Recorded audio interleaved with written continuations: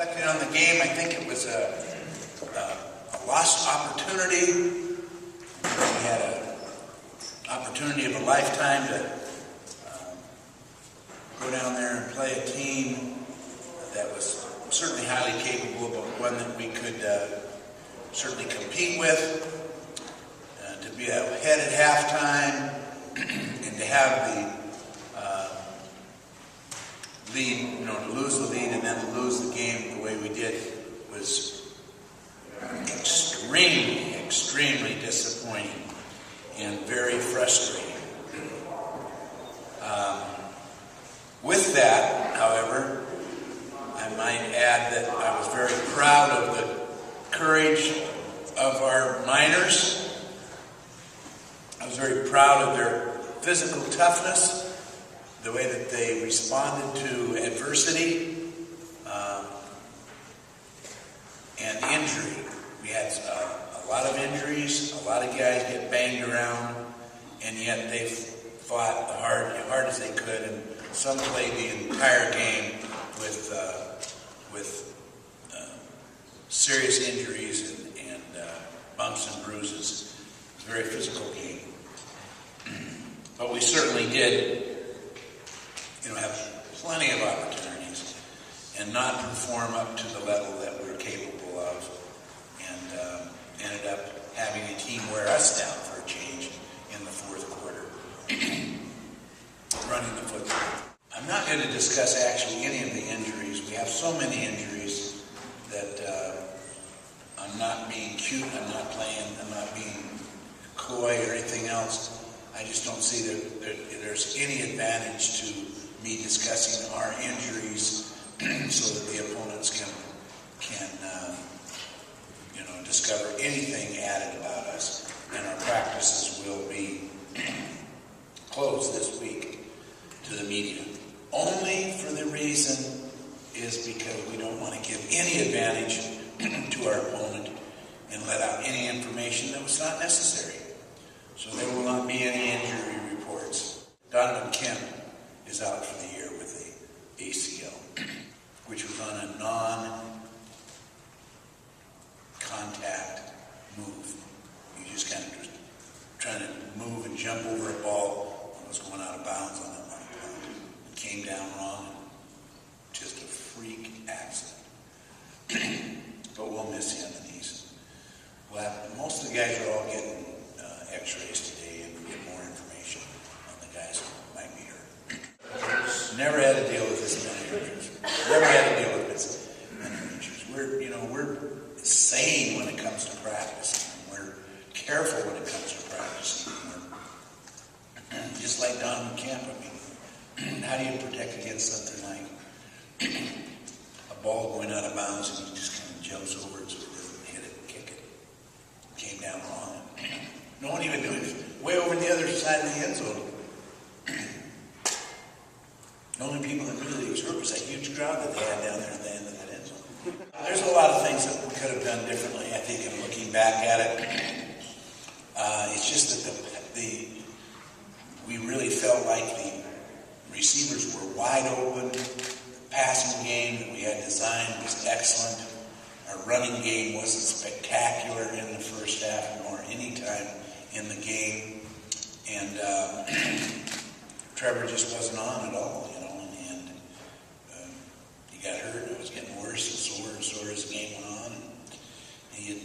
And he sucked it up, boy. He made some courageous runs. I remember one time he was running down the sidelines right in front of us, and there's the first down marker. You can see he's trying to run to that first down marker so he can get out of bounds before getting hit. And just the last thing, I'm not going to make it. And just dove head first and made the first down. And showed a lot of courage and determination. And I don't think our team reacted to the injuries and adversity as well as we have in the past. We got a little shell-shocked and a little bit down in the dumps about it toward the end of the game. Oh, they ran that down our throat, particularly in the end of the third quarter on that drive and early in the fourth quarter. At halftime, that wasn't as major a problem. It was, they didn't score against us, and it wasn't a major adjustment that we were making. But in the fourth quarter, in the beginning of the fourth quarter, the end of the third quarter, when they were really effective with that running back number 30, who hardly played at all. Their starting running back, I think, only carried the ball 4 times. I don't know when we dinged him or hit him or whatever, but we didn't get any pressure on the quarterback. Only 1 sack, and they caught the ball very well, and they made, like I said, I think a couple of weeks ago, we have a slogan, it's make big plays across our t-shirt, and we have finish on the back. And that's exactly what we didn't do this week. We didn't make big plays offensively. They did in critical situations, and we didn't finish. They finished us off at the end. We didn't finish them off. A healthy Trevor Vitito, with the way that the defense was playing against him, I think it would have been a completely different game. But it is what it is, and we just have to rehab, repair our injuries the best that we can, and get ready for the rest of the season. We have faith in all the backups, and geez, we're just some of our backups are doing such a great job in the games and how they're doing it. It's really a credit to these players that are playing. Some of them are coming in the game, and Shaw made a great sack, and he's a backup defensive nose guard. And he came in the game and got a sack, and we're getting a lot of good effort from our backups. Just outstanding effort, really. Richard Spencer's playing really well, number 24. Watch him on special teams and backup safety, and he's one of our nickel backs, and you'll be seeing a lot more of him. And Antoine Blake went down in the first 9 plays, and that was tough. And Roselle Smith, and then of course Jamar Reed. Those guys, I think, in the end really hurt. They started running that ball in the middle without Reed and Roselle in there. 2 veteran defensive players that can really get after you. I'm certainly looking at that, Steve. Is it just bad luck, or does conditioning have anything to do with it? Boy, I tell you, our trainer, Dawn, looks a lot like Nate Poss now. She's pulled her hair out. Or Bill Knight. Kurt Davis is worried sick about the strength of our program, and very concerned about it. And I had both of them in my office on Sunday afternoon discussing just what is going on here. And it's just bad luck, I think. I really, Dawn knows what she's doing. She's been doing this for many years. We have a great bunch of doctors here.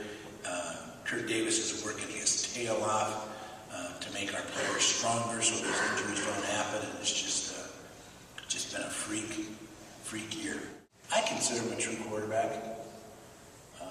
He has been unfortunate and played in the back as a backup to Trevor for all these years. We recruited him as a quarterback, and that's why he came to this school, so he could play quarterback, no doubt about that.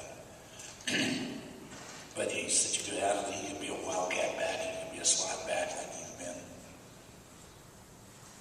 Great leader, great kid. Game 8 is coming up. And considering what has happened to us this year and how we've played, all of our goals are still available. How about that? Game 8, we're going into our 8th game of the year, and the goals that we made at the beginning of the year are still reachable. We can still attain these goals. Might help some other people to help us out a little bit. I think it was just like getting stabbed in the heart after the game when I heard that Rice beat Houston.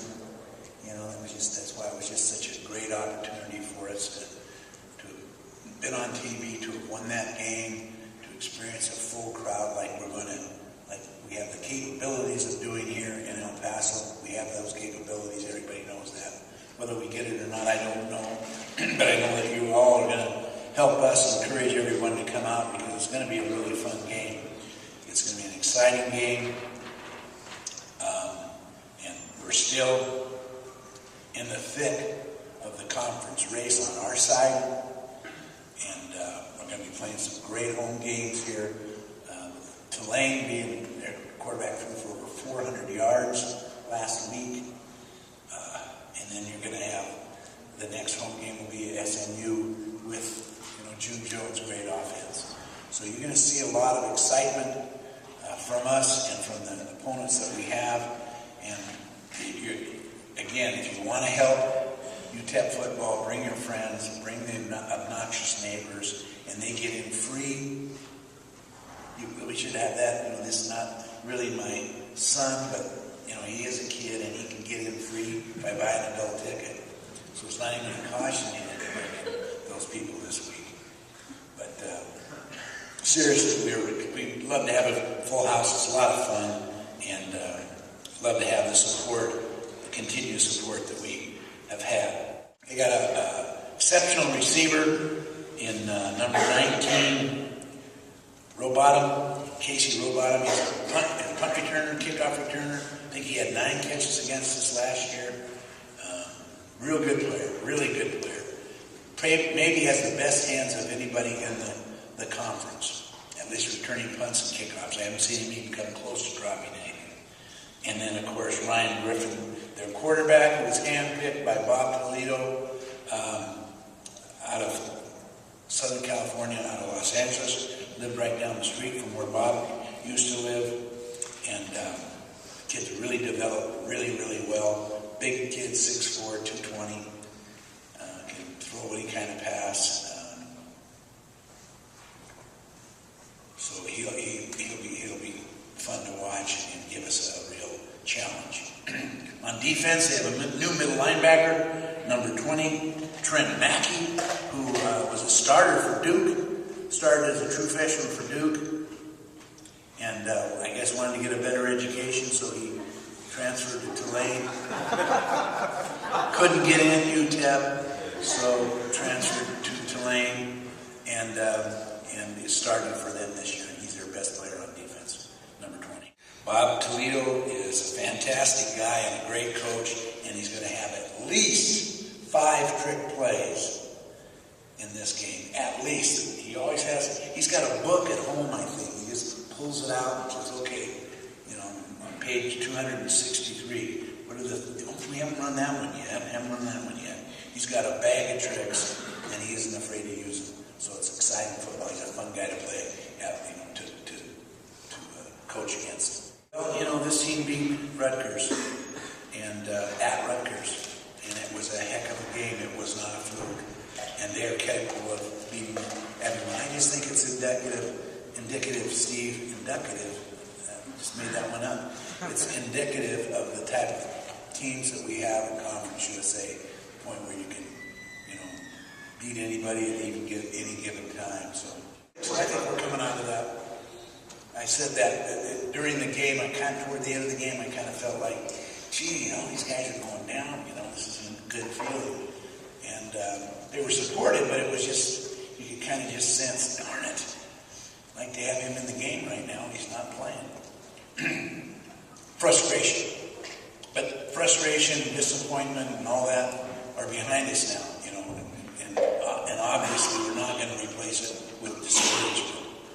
We're going to replace it with encouragement, and get out there and play the kind of football we're capable of playing. Last year they drove right at the end of the game and scored to tie it up and put it in overtime, and that was definitely discouraging. It didn't play real well in the overtime.